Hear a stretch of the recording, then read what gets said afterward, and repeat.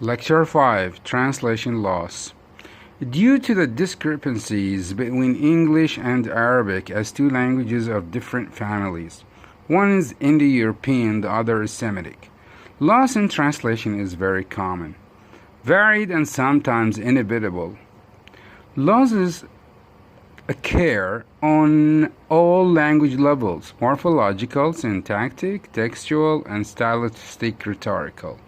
It is perhaps axiomatic to propound that the more meticulously and consummately the text texture is, the more inevitable losses are expected.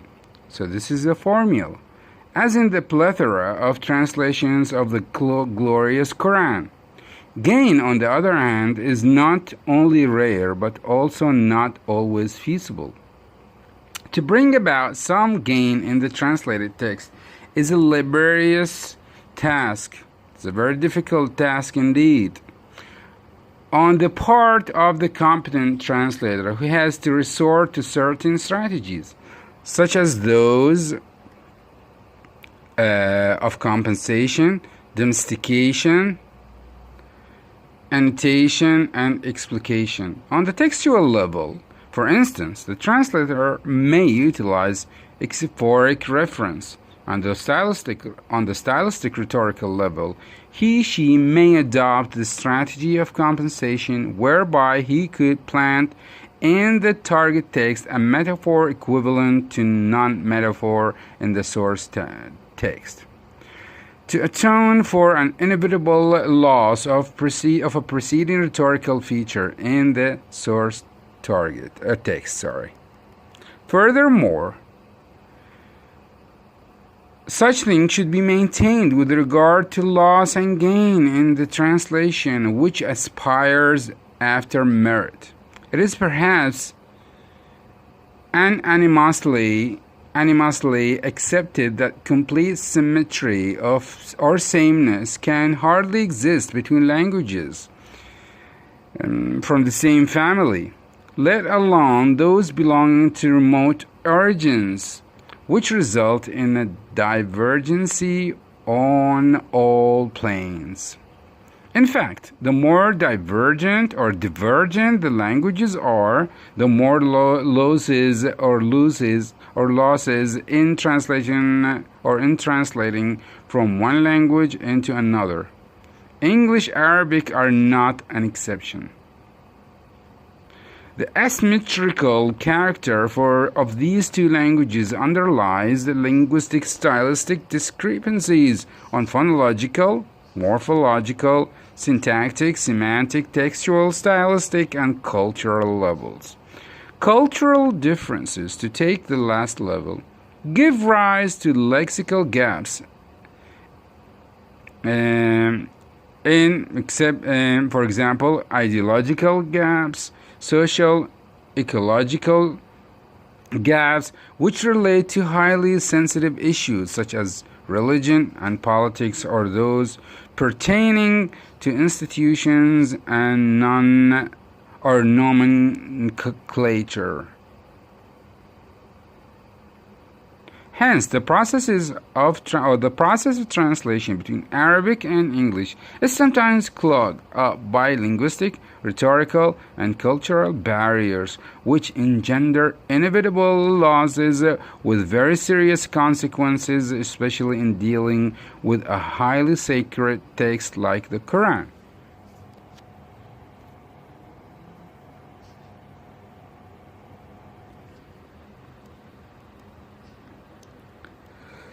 Let's present here kinds and levels of loss. There are two kinds of loss. First, inevitable loss. It occurs because of the divergent systems of the two languages, regardless of the skill and competence of the translator, who cannot establish equivalence and therefore resorts to compensatory strategies. Second is an invertible loss, which is attributed to translators' failure to find the appropriate equivalence. Both kinds of loss can be seen on all levels. Levels of loss. Morphological level. So on the morphological level, Arabic infix is an essential element in the morphological structure of the triliteral root, as in the suffix alif, which indicates duality and reciprocality, among other things. Infix in English, on the other hand, is restricted to few count: تفاعل أو فاعل، فعل، تفاعل، فعل، تفاعل. The nouns as in tooth singular and teeth plural to compensate for this loss, the translator opts to add a reciprocal pronoun. For example, each other or one another.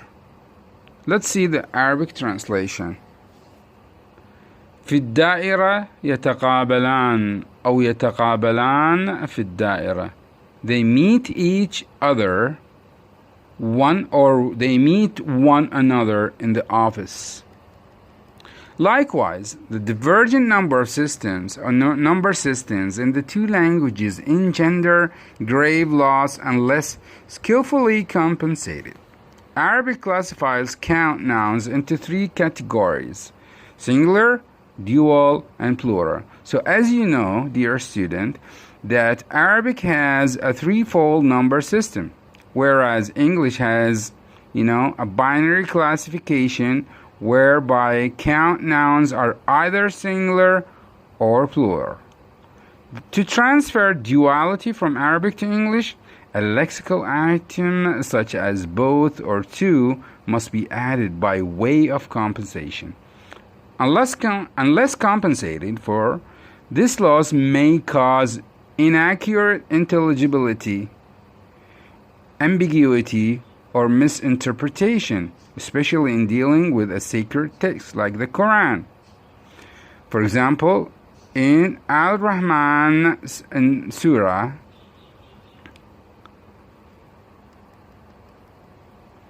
فَبِأَيِّ آلَاءِ رَبِّكُمَا تُكَذِّبَانِ. Your Lord, Lord of the two of you, which is an equivalent of Rabbikuma, since in English we don't have duality. So we need to know that this alif, which signals or signifies duality, should be translated as the two of you. So your Lord, Lord of the two of you, Rabbikuma, you both deny, where Rabbikuma tukadhiban, you both deny. So you should not translate it as you deny. The reader must know, or the hearer must know that the referent is two, the dual. We are using duality here, so you should put in mind there is no duality in English. You should compensate that in translation by saying you both deny, where the English pronouns denote either singular or plural. So as your Lord, Lord of the two of you, Rabbikuma, you both denied, tukadhiban. According to the majority of classical commentators, the dual form of address is meant to refer to two invisible beings, jinn and mankind. Jinn and mankind. Al-Razi, however, maintains the duality of address, but he thinks the reference is the two categories of human beings, men and women, to both of whom the Quran is addressed. In fact, the whole surah is a symphony of duality, which leads to unity. All creation is in pairs. All creation is in pairs.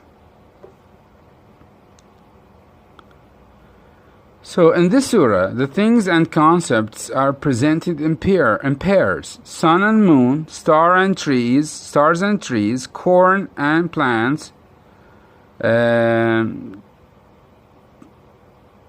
easts and 2 wests, pearl and coral, majesty and honor, jinn and mankind, fire and brass, rubies and coral, date palms and green cushions, and beautiful mattresses, equivalent in Arabic to the following: الشمس والقمر، النجم والشجر، الحب والريحان أو الحب والريحان، المشرقين والمغربين، اللؤلؤ والمرجان، الجلال والإكرام، السماوات والأرض، الجن والإنس، نار ونحاس، النواصي والأقدام، الياقوت والمرجان، نخل ورمان، رفرف خضر وعبقري حسان. So, those who have failed to sense and therefore transfer duality and have not even attempted compensation, which results in distorted laws of the surah, as can be noted in the translations of Yusuf Ali and Pickthall. Then which of the favors of your Lord will ye deny? Yusuf Ali. In Yusuf Ali, there is no reference to duality. Then which of the favors of your Lord will you deny? فَبِأَيِّ آلَاءِ رَبِّكُمَا تُكَذِّبَانِ. Which is it of the favors of your Lord that you deny, Muhammad Pickthall? So by employing back translation technique, the ayah will be فَبِأَيِّ رَبِّكَ تُكَذِّبْ رَبِّكُمْ تُكَذِّبُونَ. Why? If you back translate the ayah, the loss will be in duality. No reference for duality, since Allah is addressing the two persons.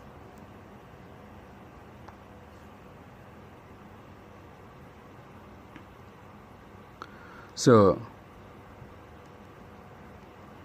these are many. We have here many examples to say that the laws to refer to the morphological laws or morphological laws in the laws in the morphological level. So let's move to the syntactic level. On the syntactic level, the discrepant systems of English and Arabic generate laws which necessitates compensatory strategies to aid the translator to look for functional rather than formal equivalence. Here are but 2 examples. Tense and condition. When tense and aspect combine together, there are 12 tenses in English, some of which have no equivalence in Arabic, such as present perfect and present continuous or progressive. The Arabic past or perfective tense refers to past, present, and future time, or future time. The failure to capture the exact reference to time may result in a serious semantic loss. This can be illustrated by the verb ja'a in the following Quranic ayahs or verses. جاء السحرة فرعون في سورة الأعراف، وجاءت سكرة الموت سورة قاف، قل جاء الحق وزهق الباطل الإسراء. On the semantic level, this kind of loss is very common and often inevitable in translation, as it is a corollary of the lack of equivalence in English and Arabic, especially in the domain of culture specificity. Many religious and cultural words have no equivalence in the two languages, such as terms of kinship.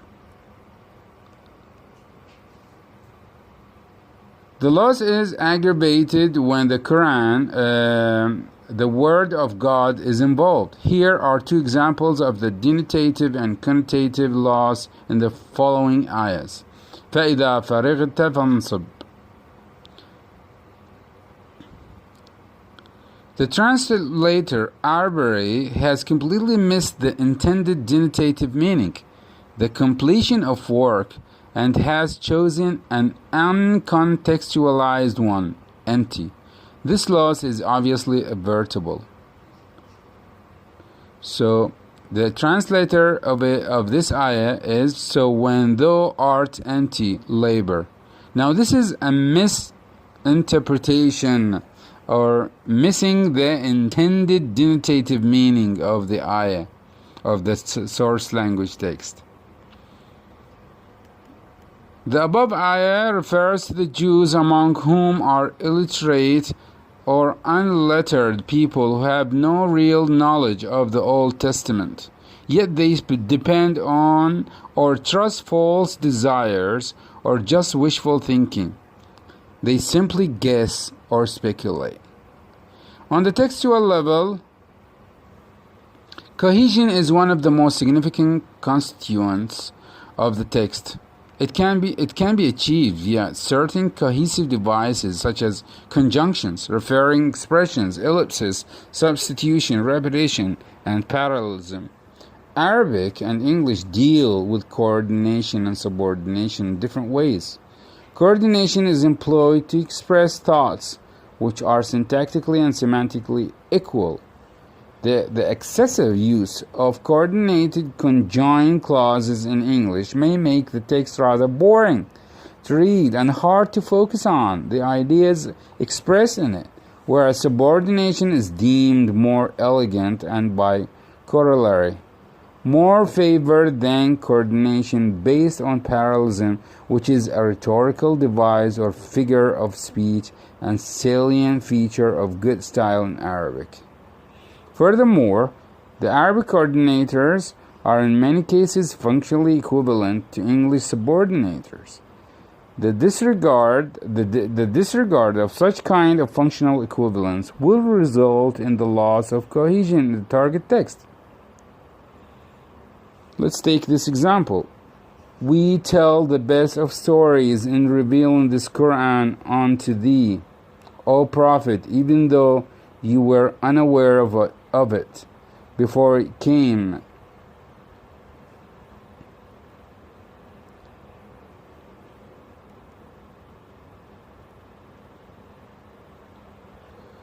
So these are many examples of the same ayah. You can see the difference and the different strategies utilized by different translators, different techniques, and also strategies. On the stylistic rhetorical level, loss, mostly inevitable, is expected in translating a stylistically text such as the Quran, which is a matchless and inimitable. The common rhetorical device metaphor is a clear case in point, where literal rendition into English may not only cause unintelligibility but also a comic response, as it can be conspicuously demonstrated in the translation of the metaphor libas as garments, of which the singular means a sort of covering, as vestment, meaning a ceremonial garment, especially one worn by a priest in church. هُنَّ لِبَاسٌ لَكُمْ وَأَنْتُمْ لِبَاسٌ لَهُمْ. So this is the ayat of Surah Al-Baqarah. Now, hunna libasun lakum, they referring to, of course, to women, are libas to men, and you men are libas to them, women. So according to Al-Tabari, and Ibn Kathir, among others, libas means second, which denotes the pleasure and comfort enjoyed by husbands living with their wives. Thank you very much, dear students. Look forward to seeing you soon. Till then, take care. Be safe. Bye-bye.